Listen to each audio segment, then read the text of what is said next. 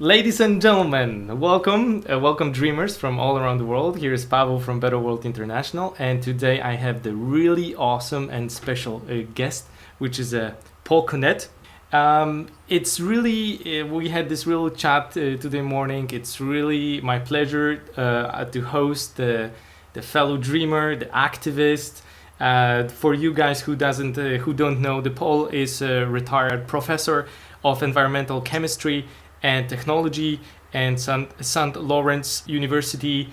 And Paul, you are author of the book The Zero Waste Solution: Untrashing the Planet One Community at a Time, and you were doing in your lifetime all those sorts of amazing things to really fight about the better world, or fight with this all sorts of environmental issues.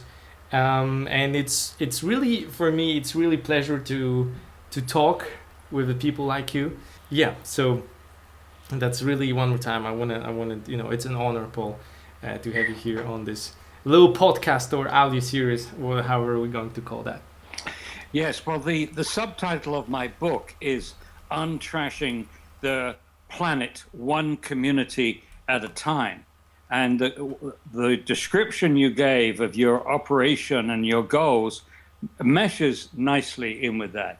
I don't believe that we're going to save the planet with actions from the top. It's all talk from the top.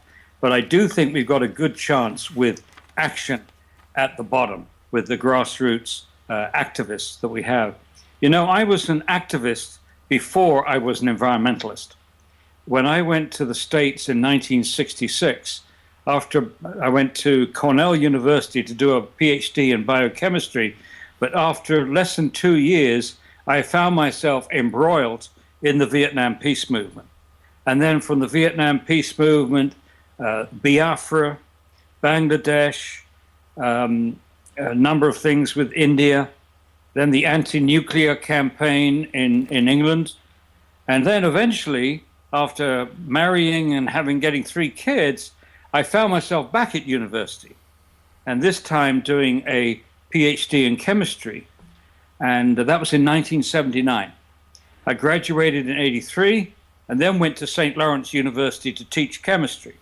And at that point, I was looking forward to the quiet life. I was going to teach at a small liberal arts college, not a big highfalutin research operation.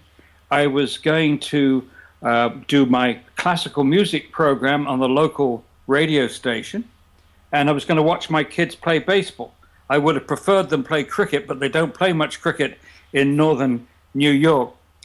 And I'm only a year and a half into that when the college librarian said to me, "Hey, you're a chemist. What's the issue with incineration, trash incineration?" And I said, "It sounds like a good idea to me. You get rid of waste on the one hand." We had 32 landfills at that time in our county, and we produce energy as well. "Well, you better read this," she said, and gave me some papers, including work from Dr. Barry Commoner. And it was very quickly I realized that this was a bad idea. Incineration is a bad idea.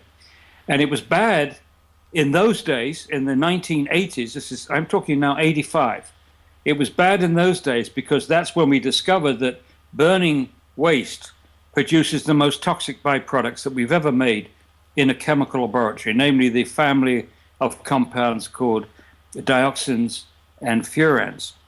Now, I could talk about that, but I want to move forward because I believe in the 21st century, it's a different question. In the 20th century, the issue was safety. And the question that people asked was, how do we get rid of our waste? Notice that, how do we get rid of our waste without causing damage to human health and the environment? Mm-hmm. And it sounded like a good question. And people are still saying that the same today. But in the 21st century, in my view, the question changed not about waste management, but resource management. And the question becomes, how do we handle our discarded resources in a way which won't deprive future generations of some, if not all, of their use? So the issue is sustainability. And There are still safety questions about incineration, particularly nanoparticles, but the real concern is incineration is trying to perfect a bad idea. Even if we made it safe, it's a bad idea because they're trying to destroy resources. And our real task in the 21st century is to stop making products and packaging that have to be destroyed. And if you like, that is a central message in the zero waste movement. It's a design problem. Nature makes no waste. It's a human invention. And we, as citizens, make it with these 10 things. These 10 things can mix waste together, or mix materials together, in which case you get waste, or you can separate, in which case you have resources. Exactly. And that's the first step in my 10 steps to zero waste. Sure. Paul, basically, the very important question, I think, for me and for other dreamers, because what's happening, there's a lot of people, young people, who want to change the world. We don't know what we can do today, every day, and even we start educating ourselves, even because of interviews like that, what we can do. So this is the like a number one, but a lot of people also don't understand what will happen if we will not stop doing this. They think, oh, the Earth is infinite and the planet Earth will deal with that. And so could you tell us what will happen if we will not change our approach to plastic, to pollution, to trash everything, and if we not start segregating and other stuff? Could you tell us what will happen?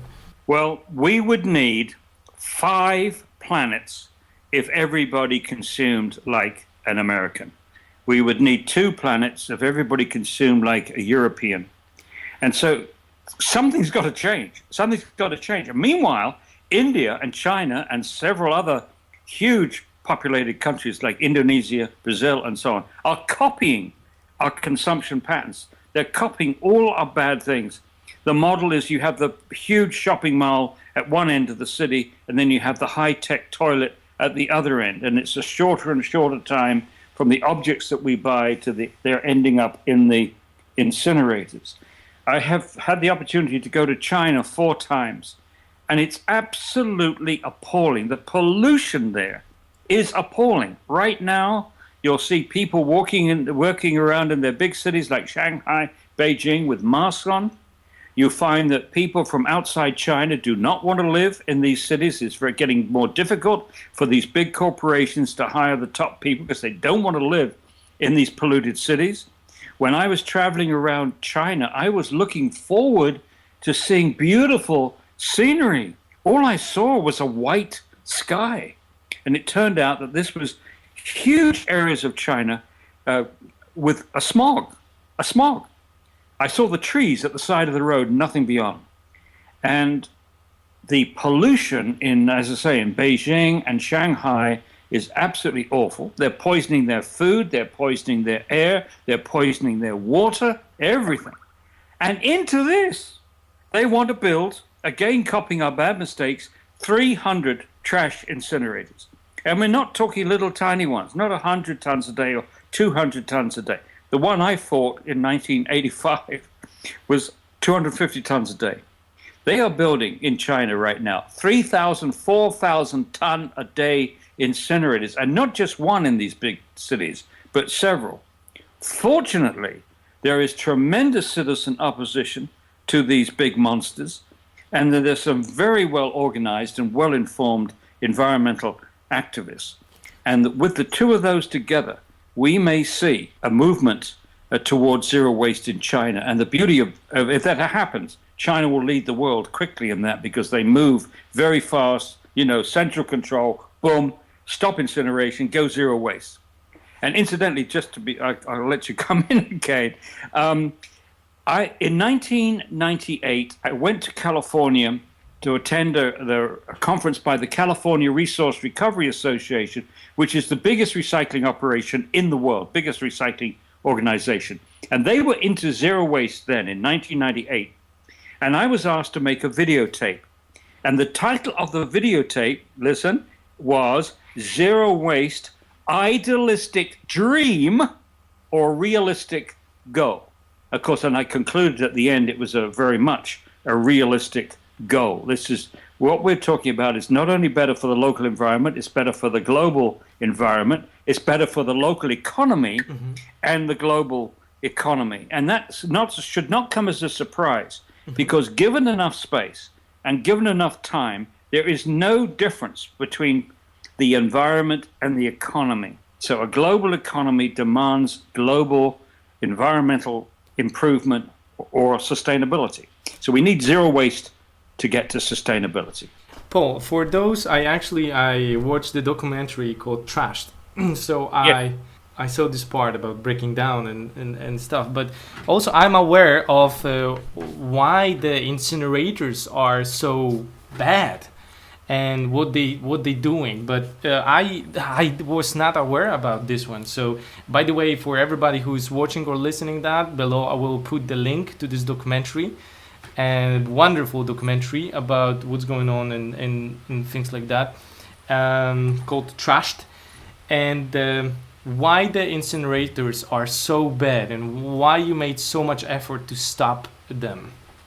That we lived in northern New York, in the biggest milk producing county in New York State at that time. And the consultants who were promoting the incinerator did a risk assessment, but they only did a risk assessment for inhalation. They didn't do a risk assessment for the food chains. But when we did the calculations, we found that 1 liter of cow's milk gave you the equivalent amount of dioxin as breathing the air next to the cow for 8 months. In other words, you didn't have to live near the incinerator. You only had to eat the contaminated food. And if you now just broaden that out, today in America, in most industrialized countries, most people are getting dioxin from food, particularly animal fat, chickens and goats and pigs and sheep and cows, in their milk, in their meat, and so on. As well. Vegetables as well? Not as much. It's the bioconcentration by the grazing animals, that they are consuming so much. Freely grazing animals consume so much of the dioxin that drops on the grass each day. Let me give you another example. There's a German study where they calculated how much dioxin went into that a cow got each day. And they did it quite simply. They knew the surface area of the grazing cow, and they knew the deposition velocity of the particles containing dioxin. So if you multiply the surface area by the volume, you get the flux, you get how much dioxin is going to the store. And it turned out that in one day, a cow is cleaning 100,000 cubic meters of air. Okay. A human being consumes about 20 cubic meters of air a day. Divide 100,000 cubic meters of air the cow's cleaning by 20, you get 5,000 days. Convert that to years, that's 14 years. So in one day, a grazing cow is getting 14 years of human breathing as far as dioxin is concerned. They're like vacuum cleaners, getting all this dioxin and other substances as well. Same with fish. And it's scary. The consultants so underestimated this problem. The ordinary person sees an incinerator, and they see this gigantic chimney, and they say, oh, dilution, dispersion. You know, by the time it gets down to me or down to earth, it will be so dilute, it won't hurt me. But what they forget is that nature reconcentrates into our food. Now, that's only one part of the problem. The second part of the problem is even more scary than that. The second part of the problem is that once the dioxins get into our body, the liver, which normally does a splendid job of converting fat-soluble toxics into water-soluble products, and once it's done that, then the kidney can excrete them through the kidney, through the urine, get rid of them. Now, they might have hurt you whilst nature is doing that. But unfortunately for us, the most toxic dioxins and furans and PCBs are not converted effectively by the liver. And it may not do, at background levels, it may not do much harm to the male. The trouble is the female has a way of getting rid, and that is to have a baby. The young girl, say a girl is born today near an incinerator, for 20 years she will be consuming the food produced near that incinerator, especially if she lives on a farm, and it will steadily increase in her body fat until she has the baby, and then in 9 months it will transfer from her fat to the fetus. And now the third stage of this horrible story is that these substances are endocrine disruptors and hormones. It can interfere with mental development, sexual development, and fetal and infant development. And if you've got substances like dioxins that are interfering with those hormones during those delicate developmental years, it's devastating. So basically, what I understand, when we're going to we're taking the trash and we burn it, all the ashes and everything, what's going on, it's going to the atmosphere. Incinerators have done a far, far better job of controlling the air emissions, but at a price. The better the incinerator is at capturing toxic metals and dioxins and furans, the more toxic the ash. About 25 to 30% of the trash that goes into an incinerator ends up as ash. 10% of that ash we capture in the air pollution control devices. That is called fly ash. That is extremely toxic. The bottom ash is 90%, and that still is toxic. It still fails some tests, leachate tests for lead and cadmium. Think of it this way: you've got you burn trash, and 1/4 to 1/3 of your product nobody wants. It's hazardous. Fly ash, in the best scenario, the fly ash goes into hazardous waste facilities, and the bottom ash, it goes into regular landfills at best. So it's crazy, because when you put all this trash into this great big furnace, as I say, you convert this stuff into very tiny particles, and then you spend a fortune trying to capture these particles, and then you have it in the ash, and then you've got to find a place to put the ash. But the simple truth is, if you didn't burn the stuff in the first place, you wouldn't liberate these toxic metals and make dioxins and furans, and you wouldn't need to spend so much money capturing them, and then you wouldn't have to find a place to put the ash. So it's a foolish scenario, and you, as you do this, you're not moving one step closer to sustainability, and in the process you've wasted a lot of finite resources, and you've wasted the opportunity to save. Let's just talk briefly about the linear society. The linear society, or linear economy, is you extract resources, you ship them halfway around the world, then you manufacture products, and then you do some more shipping, and then people consume these products, and then they throw away the stuff in a relatively short time, and we've got waste. That's a one-way linear system. Let's think for a moment what happens with the typical ways that we handle waste. All right, suppose we put all the waste in a landfill. Obviously, as far as the linear economy is concerned, you've got to go all the way back to the beginning and start all over again. So there's no mitigation of the linear economy. And we need to get to a circular economy, a sustainable society. All right, suppose we burn them, incineration. Same thing. If you burn stuff, burn materials, burn objects, you've got to go all the way back to the beginning and start all over again. Let's talk about energy for a moment. I'll come back to recycling, reuse, and so on in a moment. But because one of the selling points of incinerators, waste to energy. We can burn waste and make electricity. It's a pitiful amount of energy. It really is. I think you'd only need to build a few windmills to get the same amount of energy that a mass burn incinerator would get. Then you can do those calculations. The big point is you don't recover any of the embedded energy. The only energy you get is the calorific value. But the energy you put into extraction, the energy you put into transport, the energy you put into manufacture, none of that energy comes back to our society. We're wasting the opportunity. Now compare that with recycling. If you recycle materials, you cut out all the impacts of extraction and global transport. If you reuse objects, you cut out all the energy and other impacts of extraction and manufacture. And the same argument applies to global warming, because all this energy use is producing carbon dioxide. None of that reduction that you can get with recycling, reuse, and composting is available to you from incineration. Okay, Paul, so if we had this knowledge that incinerators do that and they pollute, the grass, and it's coming back to, to animals and to us, and it's toxic, who is deciding to put those things and why? I just cannot understand that. You know what? I think you are right. This is a very critical question.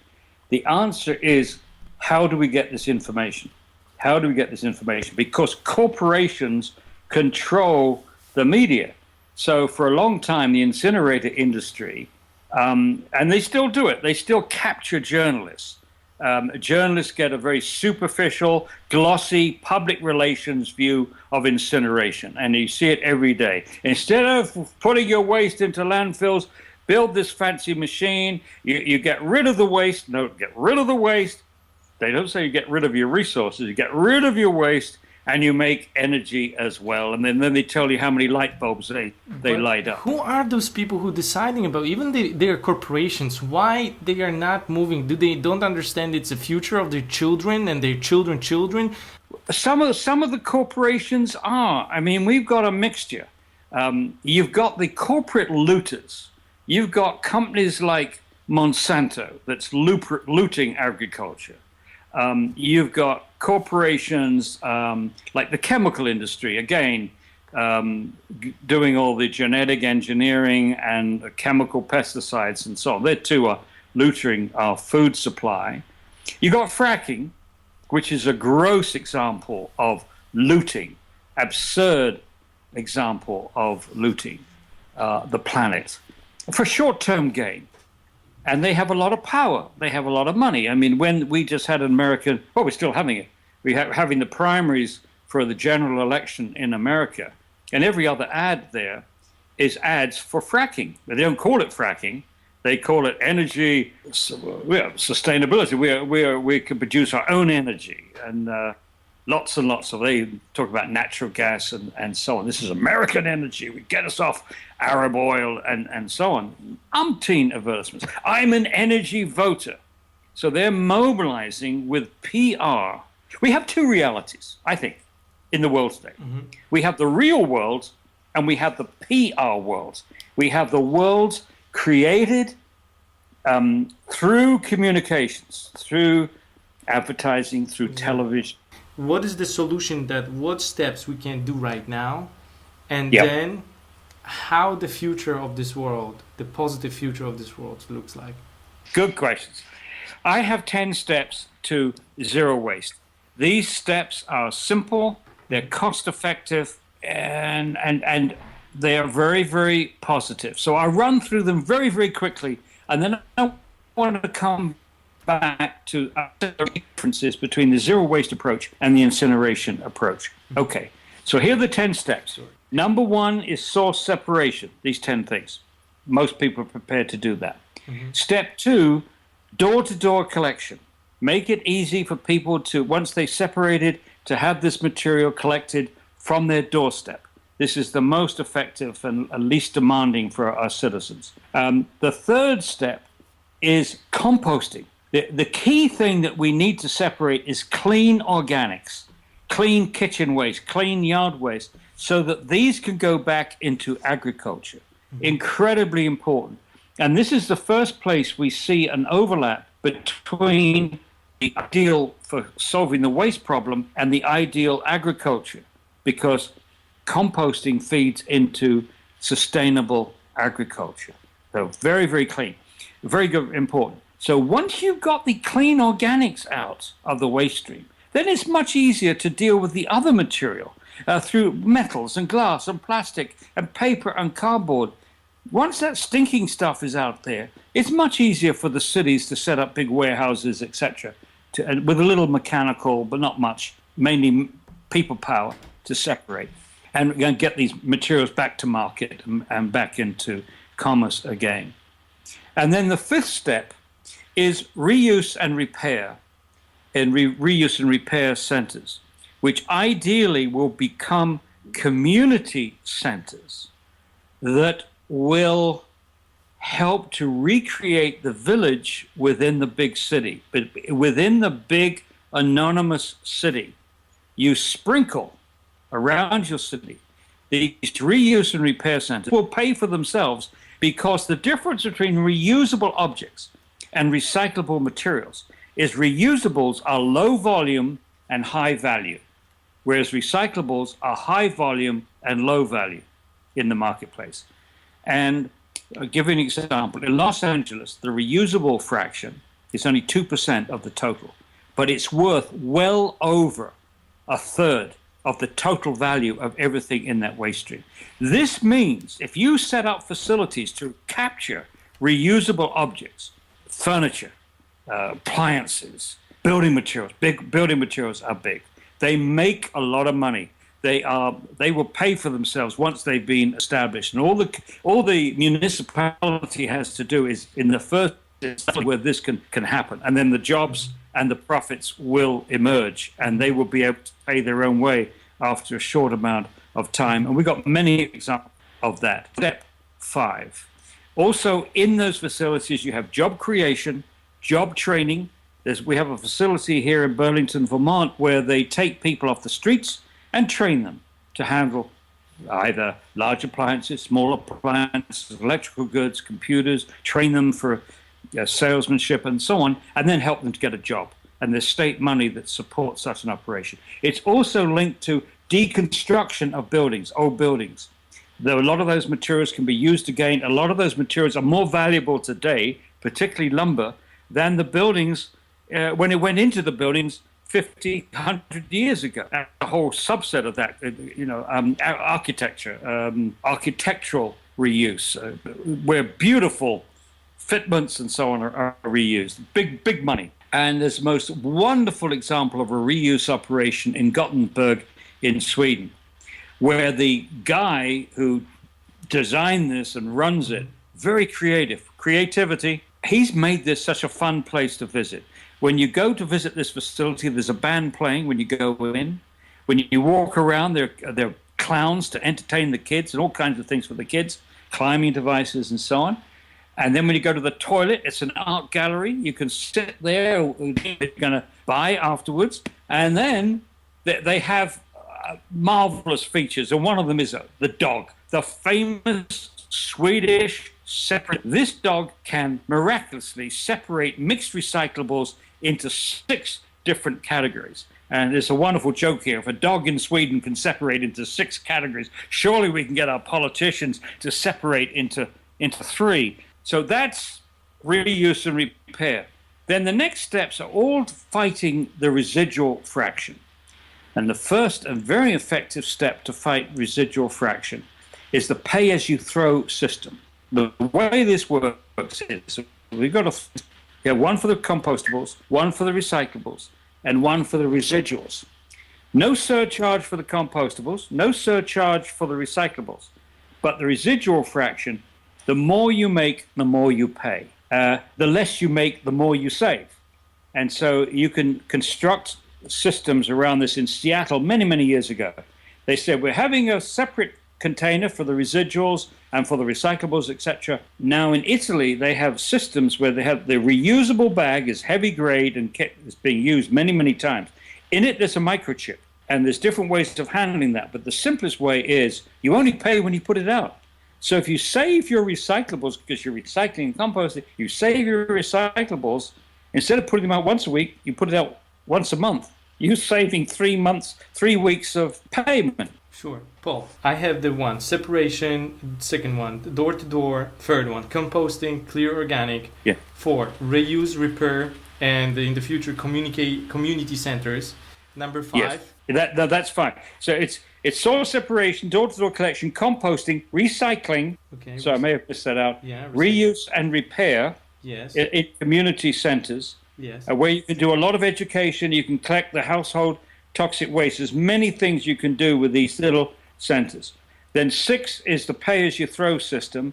Step 7 is other waste reduction initiatives. What we talked about bans on single-use plastics, encouraging refillable containers, reusable diapers, Sure. getting in every institution going back to reusable stainless steel, glass, and ceramics, not throwaway plastics, and so on. So one more time, how you called number 7? That is waste reduction initiatives. Yeah. So, like, I'll give you some examples. In Ireland, the government a 15-cent tax on plastic shopping bags, and in 1 year they reduced the use of those bags by 92%. And at the same time, the taxes put $12 million into their whole program. In Nova Scotia, for over 60 years, they've been reusing glass beer bottles. Each one goes around 18 times. They collect 98% of the bottles. It's saving the company money, and there's 2,000 jobs in cleaning and refilling these bottles, etc. That's Ontario, Canada. And then in Italy, we've got some splendid examples of places where you can refill your own bottles or use your own packaging for solids. So in this one, it's called Efficorta, and in Ferrara. And in this, you go in 60 taps, 60 different taps for shampoos, detergents, water, milk, beer, honey, olive oil, wine, my favorite. You could taste it first and then refill your own bottle. And the wine costs about 2 or 3 euros. Marvelous place, marvelous place. Creativity, again, creativity. This is just the beginning. What we need is that video library of case studies, successes, so that people can, each community, when they're starting the program, don't have to reinvent the wheel, but they can search the web for these different examples and then add their own. Worldwide, we have seen that these first 7 steps can get some massive diversion from landfill. Diversion from landfill, either by reduction or reuse or recycling or composting, the whole lot put together. Italy is my favorite. Italy, over 1,000 communities are getting over 70% diversion. Over 300 communities getting over 80%, and some communities are getting over 90%. And very quickly, we're talking getting these diversions within a few years of starting the program. And again, the key was door to door. Porta a porta is the springboard in Italy to zero waste. And zero waste in turn is the springboard to sustainability. That's the mantra in Italy. So wonderful examples worldwide. Paul, maybe we can just finish. So number 8, number 9, and number 10. This is what coming to 8 is what I'm going to talk about right now. Okay. Step 8 is to go beyond 80%. Many communities out there will be thrilled if they can get to 80%. So we don't need to be absolutely, can we get to zero? Can we get to 0 point? You've got to move towards zero, fight to get towards zero. But meanwhile, we should be very, very, very happy when we get to 80%, and even more so when we get to 90%. And so this is step 8. Step 8 requires the building of a residual separation facility for landfill.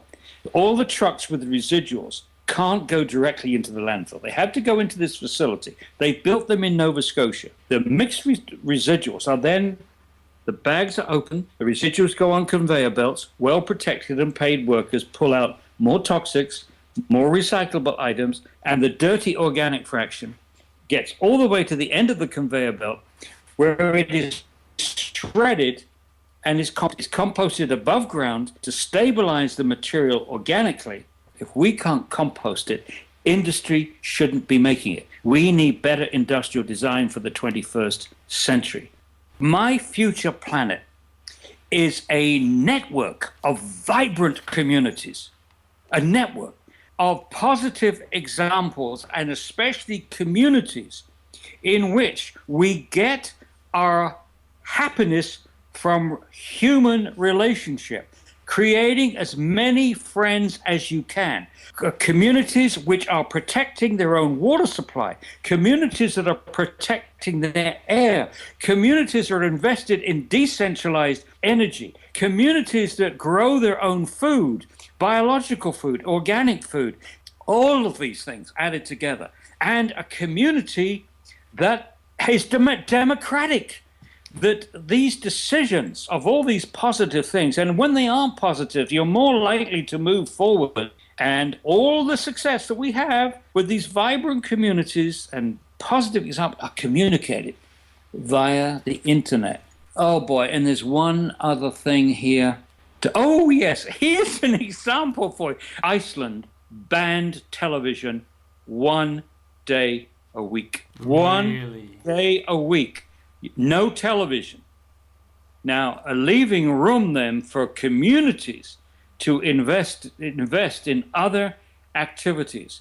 Could be sports, not watching television, but playing it, dancing, parties, celebrations, learning, music, all the things. Look backwards. We used to entertain ourselves. A high school student has left high school. He or she will have watched 250,000 TV commercials. They are programmed for a consuming life.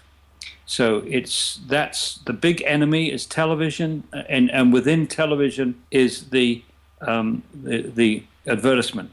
And so what we're doing, we've created a society which is splintered into sitting rooms.